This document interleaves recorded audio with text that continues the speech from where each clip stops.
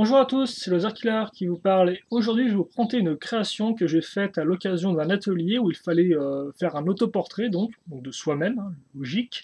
Donc on avait plusieurs façons de le faire, hein. On pouvait par exemple écrire un poème, écrire une histoire courte, faire un spectacle entre guillemets, cuisiner un plat, bref il y a vraiment mille et une façons de faire ce qu'on voulait.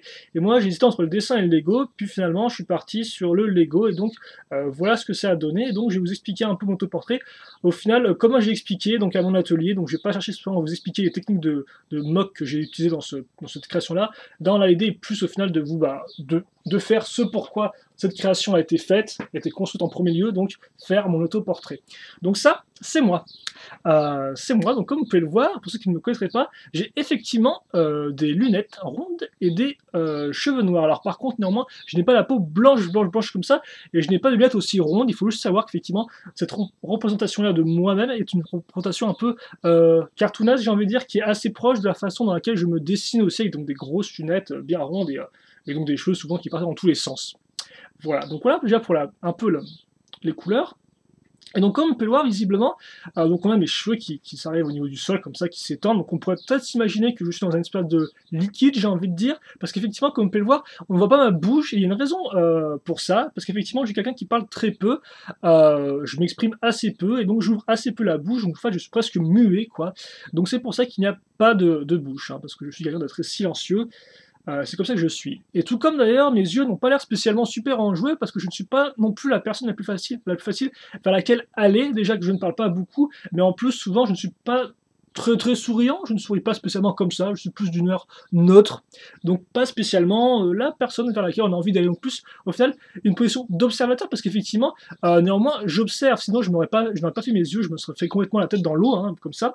Mais comme on peut voir, j'ai effectivement mes yeux qui sont bel et bien ouverts car malgré le fait que je ne parle pas, malgré le fait que je ne sois pas vraiment, je n'avais pas vraiment vers les autres, eh bien je regarde ce qui se passe autour de moi, j'observe, j'identifie, j'analyse les choses pour essayer des fois de les comprendre, pour essayer de voir un peu comment interagissent les personnes, ce genre de choses-là, essayer des fois de se perdre un peu avec leur regard. Donc oui, je regarde ce qui se passe autour de moi, et donc c'est pour ça qu'il y a toujours mes yeux sur cette création-là. Voilà. Donc mes yeux observent, c'est vrai, mais ce ne sont pas les seuls avec moi, car il y a aussi mes oreilles, donc, que j'ai fait de façon assez grosse, assez qu'on voit bien, et c'est normal parce qu'effectivement, même si je ne parle pas, eh bien, je regarde et j'écoute ce qui se dit autour de moi, j'essaie de comprendre, j'essaie d'analyser un peu les points de vue, effectivement, d'écouter le pour, le contre, parce qu'effectivement, je suis une personne qui aime être, entre guillemets, pseudo-objectif, j'aime bien écouter le pour et le contre avant des fois de faire mon avis, alors des fois c'est pas tout le temps le cas bien évidemment, mais néanmoins c'est comme ça que je suis, ce qui des fois est un peu énervant parce que des fois on a l'impression que je cherche absolument à donner tort à l'autre personne, alors qu'effectivement, je ne sais pas en donner tort à l'autre personne, mais c'est juste de donner en fait un autre point de vue que le sien, quoi. Ça ne veut pas spécialement dire que je suis contre la personne, mais des fois, ça me joue des tours et les gens pensent ça.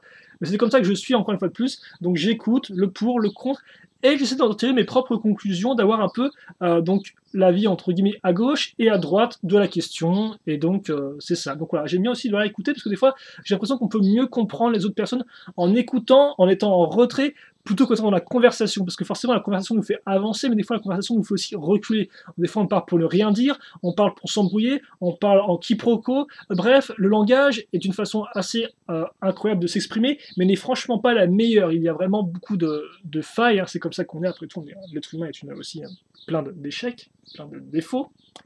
Mais voilà, donc des fois aussi ma raison, des fois pour écouter, me mettre en retrait, et donc voir comment les gens interagissent, voir ce qui se dit, voir comment les gens agissent, ça c'est intéressant, c'est quelque chose qui m'intéresse moi, parce que je trouve que effectivement l'être humain, aussi horrible qu'il puisse être, est des fois juste merveilleux dans sa façon de s'exprimer, dans sa façon de se parler. Des fois, c'est effectivement, quand on se parle comme ça, quand on se parle naturellement, j'ai envie de dire, on ne se rend pas spécialement compte de petites choses qui font la différence, qui font au final, selon moi, ce qu'on est et ce pourquoi on est aussi merveilleux, entre guillemets. Voilà. Donc vous avez aussi les oreilles en grande parce que j'écoute beaucoup de musique et parce que c'est vraiment pour moi c'est très important la musique. C'est une sorte de vecteur de vie, c'est vraiment des expériences absolument incroyables, quelque chose vraiment qui vous pousse à aller de l'avant, qui vous donne envie, vraiment c'est quelque chose de puissant selon moi, qui vraiment peut vous retourner et je sais pas, enfin c'est vraiment c'est une expérience des fois de la musique, selon ce qu'on écoute bien évidemment, hein, toutes les musiques ne sont pas, on va dire, un peu vraiment au même niveau, mais on n'a pas le même effet sur n'importe quel type de musique, mais celles vraiment qui vous font un effet, bah, quand elles le font, l'effet, pour moi personnellement, parce que ça entend un peu portrait, pour moi personnellement, voilà, il y en a des musiques qui font un effet, c'est très puissant, quoi, c'est vraiment... C'est des expériences au final, je vais me dire, presque extraordinaires, alors qu'au final, elles sont très ancrées dans la réalité à base d'instruments faits de matière, quoi. Mais c'est franchement quelque chose de très puissant pour moi. Donc la musique, voilà, et aussi l'écoute, pour ça que donc les oreilles sont aussi grosses. Et donc comme on peut voir, j'ai une espèce de cheveux qui partent un peu dans tous les sens, qui rentrent, qui prennent de la place, qui se développent un peu comme une sorte de cancer, j'ai envie de dire, presque. De cancer, oui. Comme les cheveux à l'arrière, comme par cette espèce de grosse zone noire que j'aime appeler le marasme, en fait. La zone noire qui représente forcément le néant, l'inconnu, et bien évidemment, de ça peut s'en suivre la démotivation, puis la dépression. Sans aller après un peu plus loin que ça, parce qu'après, je pense pas qu'on puisse vraiment aller plus loin que ça dans les étapes négatives. Enfin, on peut, mais bon, c'est moi personnellement ce que je ressens pas, mais voilà. Moi je parle juste de ce que je ressens moi, ce qui a dépression, ce qui est très fort chez moi, donc à ce niveau-là. Et donc voilà, donc effectivement, le noir, le marasme, l'inconnu, la peur d'aller de l'avant, l'envie de rester sur place, l'envie de ne pas bouger, de ne pas avancer, et donc de ce manque d'avancement vient effectivement le manque de confiance en soi, et donc oui, la perte de confiance en soi, pas la décribilisation de soi, mais le fait de, de ne pas s'estimer assez, voilà, d'avoir un mauvais manque d'estime en soi, voilà. Donc c'est ça représente cette espèce de grosse zone noire où il y a une espèce de cheveux, une espèce de masse comme ça qui bouge, cette espèce de choses, le marasme de l'inconnu, de la perdition, de la dépression, donc voilà. Donc toutes ces choses-là qui effectivement, personnellement, voilà, des fois, bah, l'opposé un peu de la musique qui nous fait vivre. Moi, personnellement, tout le reste, des fois, qui effectivement me fait poser des questions et me fait déprimer, ne me fait pas avancer. Voilà. Excusez-moi. Et donc, normalement, dans cette espèce de maras, cette espèce d'inconnu, de néant qui vous prend, qui vous enfonce, qui vous met plus bactère et qui vous vraiment voilà, vous démotive à un point assez extrême, et bien là-dedans, des fois, il y a énormément des déclencheurs qui nous font aller de l'avant, qui nous font le petit clic comme ça, le petit truc qui va nous faire sortir du marasme, qui va nous faire ne plus avoir peur de l'inconnu, qui va nous donner envie d'aller vers l'avant. Donc ces déclencheurs, des fois, pour moi, ils sont durs à trouver. Il n'y en a pas beaucoup, il y en a assez peu, effectivement, et donc il faut vraiment des fois que j'aille les chercher, ou vraiment c'est vraiment des choses qui ne viennent pas comme ça, quoi. Il y a des gens qui, des fois, sont toujours à 100%, voilà, etc. Moi, je suis pas comme ça. Moi, j'ai vraiment des grosses périodes dans le marasme. Et des fois, il y a un petit déclencheur qui va arriver et qui va me rendre la vie plus belle, effectivement. Enfin, pouvoir vivre sa vie, se sentir vivant, j'ai envie de dire. Et donc, les déclencheurs, eh bien, on peut en trouver, par exemple, ici, donc dans le marasme, dans le noir, hein, comme vous pouvez le voir. Ils ont la même couleur, ils sont un peu discrets aussi, hein. Ils se cachent bien, quoi. Faut vraiment les chercher pour les trouver. Faut vraiment avoir envie d'aller de l'avant, quoi.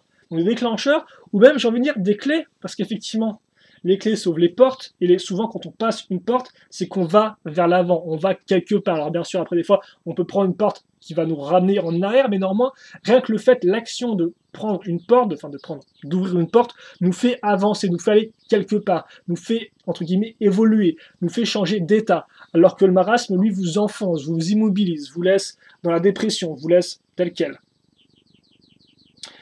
Et donc, on a effectivement donc, nos déclencheurs maintenant. Et donc, les déclencheurs, on peut les utiliser, donc, logiquement, pour déclencher des choses, pour ouvrir de nouvelles portes, de nouveaux accès, comme ceci. Voilà. Et donc là, qu'est-ce qu'on trouve à l'intérieur de ça? Eh bien, ce qu'on va trouver en premier, c'est donc un stylo. Comme vous pouvez le voir, donc vous avez une sorte de stylo à billes avec le petit truc, le petit bouchon au-dessus, le petit capuchon. Donc pourquoi le stylo? Pourquoi il est bleu? Donc je vais vous expliquer ça. Donc en fait, moi je suis quelqu'un d'une personne assez créative, et donc pour moi, ce qui représentait au mieux, entre guillemets, la créativité, c'est effectivement le stylo. Parce que le stylo, on part du rien, et puis on écrit, on inscrit des choses en clair, on part vraiment du rien pour arriver à la matière, voilà, avec le stylo. Donc on a effectivement cette simplicité d'écriture, de dessin, que je pratique aussi de temps à autre quand je ne suis pas dans le marasme.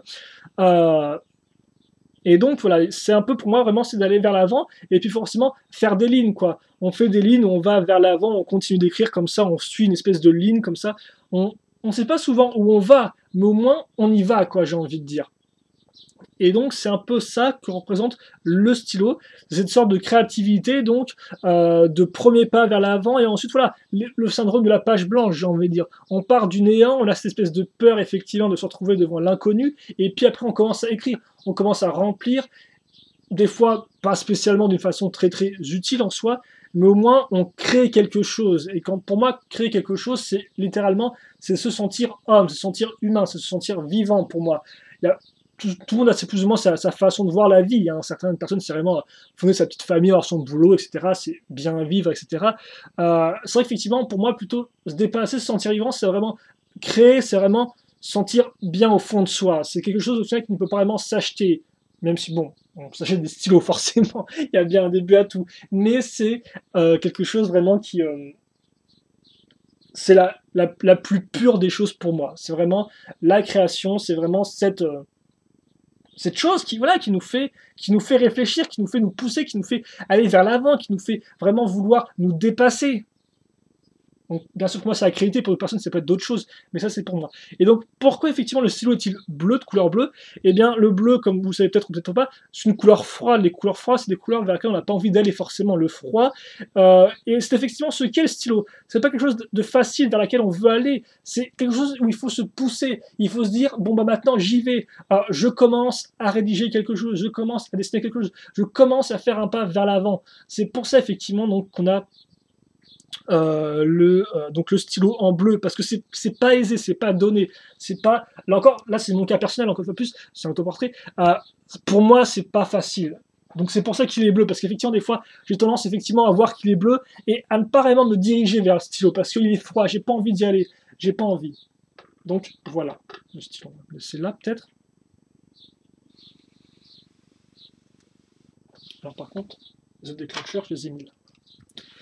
Donc ensuite on a d'autres déclencheurs aussi, hein, qui peuvent ouvrir d'autres choses. Donc, par exemple comme celui-ci.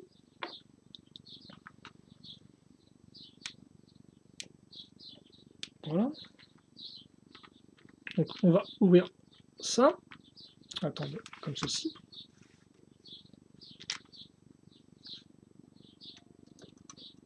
Voilà. Et maintenant. C'est un peu. C'est un peu compliqué, tiens, pour montrer. Ah non, c'est fou ça.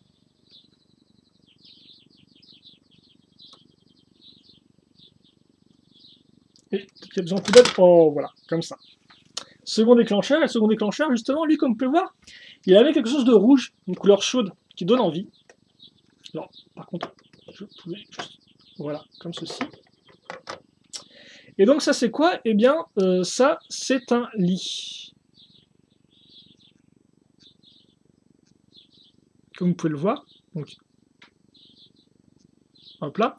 Donc c'est un lit, donc vous avez l'oreiller ici, vous avez la couette comme ça qui va vers le bas, et puis vous avez bien sûr la partie en bois du lit, ou ce que vous voulez, en métal, hein. Par exemple, moi j'ai un lit en bois par exemple. Donc le lit, donc pourquoi le lit? Le lit pour moi ça représente effectivement tout l'inverse du stylo. Le lit c'est là où on a envie d'aller dormir, qu'on a envie d'aller s'allonger, on a envie de se reposer. Le lit c'est agréable, c'est confortable. Ça donne pas envie de bouger, ça donne envie de se lever. Pour moi, le lit, c'est surtout synonyme de nombreuses phases de dépression, de remise en question allongé, voilà. Donc c'est pour ça que effectivement j'ai fait le lit, parce que le lit c'est toujours cette espèce de truc confortable vers lequel on peut aller. On sait qu'on sera accueilli, on ne sera pas jugé, on va dans le lit et puis ça va quoi. Et donc c'est pour ça qu'il est rouge, effectivement, parce que lui, il donne beaucoup plus avec le stylo. Il donne envie qu'on s'approche vers lui, il donne envie qu'on, au final, ne bouge plus quoi. Et donc effectivement le lit représente un peu tout l'inverse, tout mon côté passif, tout mon côté qui n'a pas envie d'avancer, tout le côté au final qui reste sur place, qui n'avance pas, voilà. Après ça pour dire qu'effectivement ça représente un peu aussi donc l'intérieur du ventre de nos mères, effectivement dans lequel on est tous, qui donne envie de rester dedans. Ça peut être aussi un peu le cas. Mais voilà, le lit donc cette espèce j'ai envie de dire bah voilà au final de l'inverse du stylo, qui donne justement envie de ne pas bouger, de rester donc à cet endroit-là, d'être au confort. de n'attendre rien de personne et au final de s'enfoncer encore plus. Donc voilà pour le lit. Alors maintenant, l'autre déclencheur qu'il faut que je trouve, je ne l'ai pas pris avec moi. Ah, il est là. Donc le dernier déclencheur, comme ceci. Et donc le déclencheur, qu'est-ce qu'il montre là cette fois-ci? On va un peu montrer ça, ce qu'il y a dedans. Comme cela.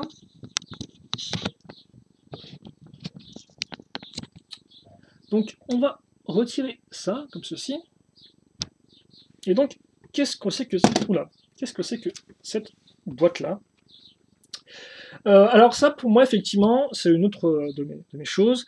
C'est pour moi donc mon potentiel. Je sais que j'ai du potentiel, je sais que j'ai des idées. J'ai plein d'idées, j'ai toujours des idées tout le temps. Des idées de choses comme ça, des idées de projets, telle chose et tout. J'en ai plein tout le temps, j'arrête pas de penser à des choses. Mais néanmoins, je ne souvent les réalise pas. Et donc c'est pour ça qu'effectivement, comme voir toutes ces idées, donc tout ce qui est les idées, c'est tout ce qui est représenté donc, par des parties lumineuses, hein, donc forcément les idées c'est toujours un peu plus ou moins lumineux, que ce soit des idées bonnes ou mauvaises, au final, à chaque fois, la première fois qu'on a l'idée, c'est quelque chose vers laquelle on va, vers quelque chose qu'on vient de créer, donc une petite étincelle, une petite lumière. Donc c'est pour ça qu'effectivement c'est lumineux, donc ça brille, hein, on peut le voir comme vous pouvez le remarquer ici. Donc c'est ça que sont les idées. Et comme par les idées, elles sont enfermées forcément. J'ai plus sens à rester dans le lit qu'à prendre le stylo. Les idées, elles restent enfermées, elles ne peuvent pas vraiment s'échapper, elles ne peuvent pas s'accomplir. Voilà. Et d'ailleurs, même pire, j'ai envie de dire, et c'est pour ça que j'ai pris aussi des pièces, comme vous pouvez le voir, avec des trous. Les idées, des fois, on a tendance à les perdre, elles s'en vont, on les oublie. Et ça, c'est quand même assez dommage, parce que des fois, on a des bonnes idées, mais au final, on les oublie, on n'y pense plus, et on passe à autre chose.